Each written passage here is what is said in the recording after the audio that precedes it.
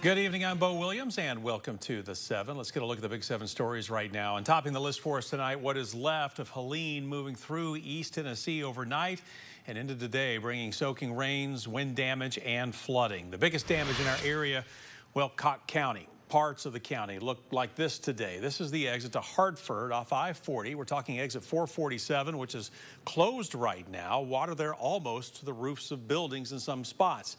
TDOT sharing these videos on social media, telling us that I-40 East is also closed between the two Newport exits at mile marker 432 because of what you're seeing here. Flooding in Tennessee and western North Carolina.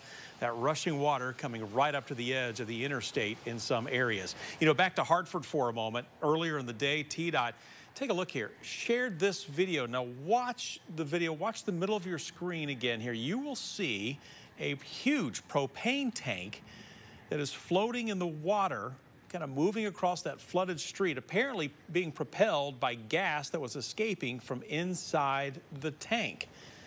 Well, tonight, Cocke County is under a state of emergency because of the flooding. Here you can see the Pigeon River where the water is so high it is splashing up against the bottom of a bridge.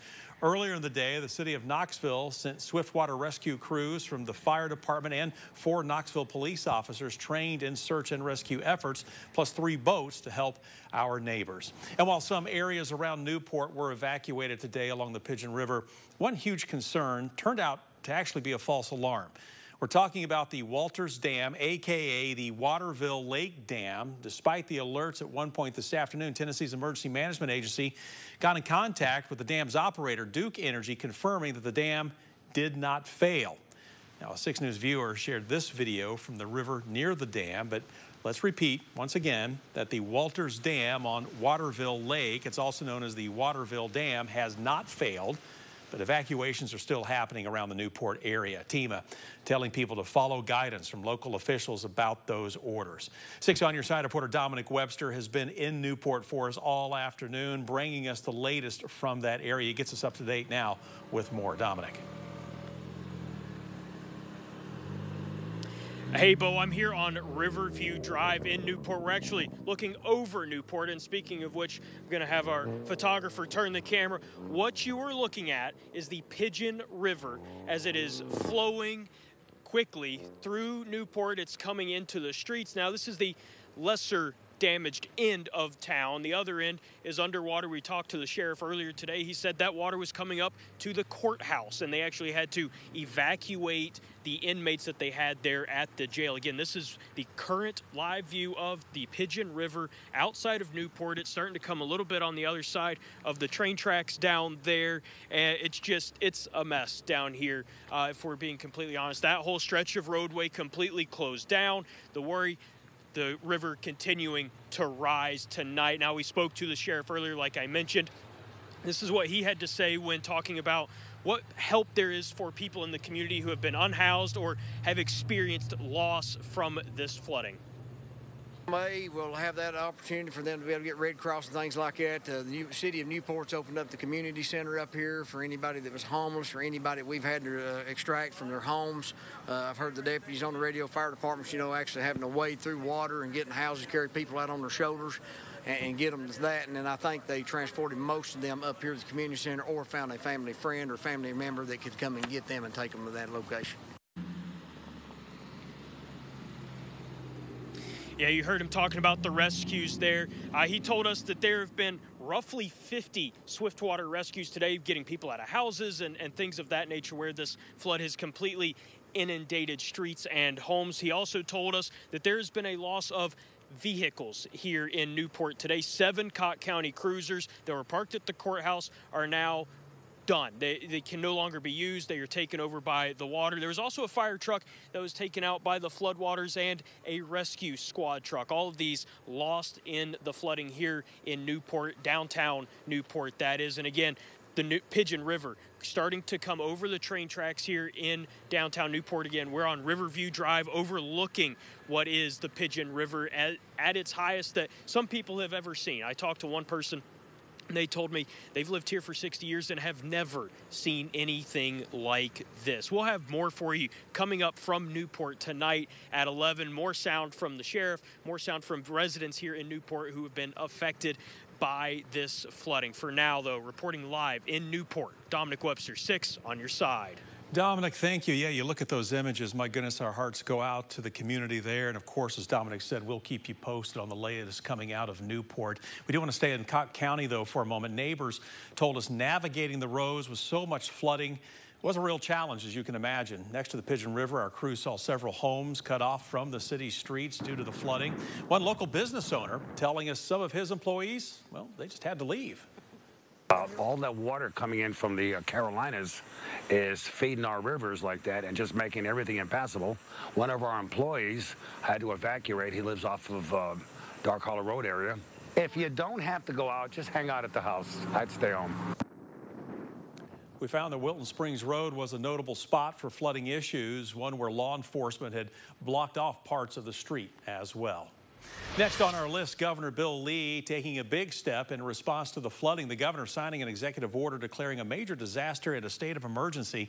That step now helps the state government offer relief to flood victims. The governor says he is also asking the Federal Emergency Management Agency for a major disaster declaration to bring assistance from that level. And to give you a better idea of the scope of the flooding situation in Newport, here's an aerial view courtesy of the Tennessee Highway Patrol's Knoxville branch, getting video from one of their helicopters. THP says what you are seeing here is Fairfield Drive in Newport, and you can just see the expansive flooding all the way up to some of those rooftops, some of those crops, those fields there as well. Quite the sight. It's going to take some time here until those waters recede, but again, we will continue to monitor the latest coming out of that area. You know, we've got more storm impacts to see in just a moment, but we do want to check in right now with Chief Meteorologist Ken Weathers for more on what we can expect, what we've seen today, what we can expect for later on as well, Ken. Bo, it's crazy. The rain we've seen since Tuesday across the area, not as bad areas to the west, some 2 to 3 inch totals, but basically Knoxville eastward, 4, 6, 8, 9, and this white strip here kind of running right along Interstate 40. That's over a foot of rain this week, and we do have that still emergency flash flood warning in and around the Newport area, as Dominic showed you there with his live shot, because of the Pigeon River. Put this into perspective, all right? The record, the highest it's ever been recorded, was 23.4. It's currently at 28.54. It was forecast to crest tonight at 28. We're already above that. We'll see if it comes down this quickly as we go through the day tomorrow into Sunday. A little skeptical of that. And just north of that, the French Broad on the other side of Newport, it's scheduled to be close to peak at 23 feet by 8 a.m. tomorrow. It's continuing to go up now, already at 20.67. The all-time record, 24 feet. That was set back in the 1860s. So just incredible amounts of moisture.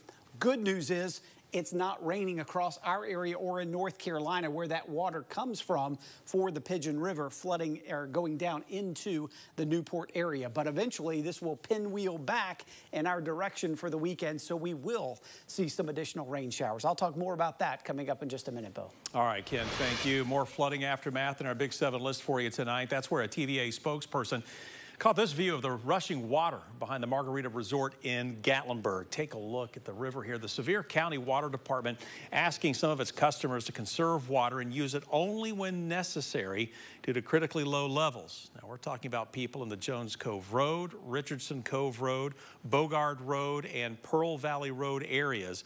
We're told these areas are fed by the Newport Utility District, which is experiencing significant flood-related issues. Helene causing big damage to area roadways, as we've been telling you. We mentioned earlier the closures on I-40 in the Cocke County area due to the flooding. This video is from near mile marker 439, and take a look at how high the Pigeon River was this afternoon. And the North Carolina Department of Transportation, matter of fact, telling 6 News that the pavement has either been damaged or washed out in several locations along I-40 between the Tennessee state line and mile marker 4 into North Carolina. TDOT said drivers should consider western North Carolina as closed. Meanwhile, Great Smoky Mountains National Park saying that today's closures will remain in effect overnight. We've told you that the park has closed a number of different roads and campgrounds because of Helene. Like we told you last night, the park saying that if you had plans to come this weekend, just go ahead and reschedule. They recommend staying away from the park, even the areas that are still technically open. Big rescue effort is our next Big 7 at 7 story for you tonight. It takes us up to Irwin, Tennessee. The Unicoi County Hospital, where more than 50 people were stranded on the roof of the building as floodwaters continue to rise in that area. Hospital closed before noon today. There were 11 patients at the hospital that Ballard Health System planned to transfer. However, we're told ambulances sent to evacuate them could not safely get to them because of the rising water. That rising water prompting 54 people to head to the roof. And because of just how fast the water was moving, we're told boats could not even reach the building. Helicopters, though, were able to reach the hospital after the wind started to die down a little bit. National Guard also helping with this rescue. We're told everyone has now been moved to safety. We're told the Knox County Sheriff's Office sent its helicopter to lend a hand in this effort.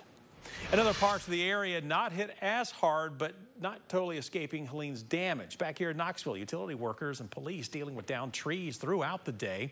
Knoxville police saying one tree fell on a home on South Elmwood Street. Fortunately, no injuries were reported with this damage. Now, big power outages also coming from the storm, still causing some issues tonight. KUB saying that at one point, 15,000 homes and businesses were without power because of Helene. While crews have made some progress getting the lights back on, we're told work will continue well into the weekend. And the Blount County Sheriff's Office says deputies have also been responding to downed trees and power lines in that area as well. We're told trees and power lines were knocked down across the county.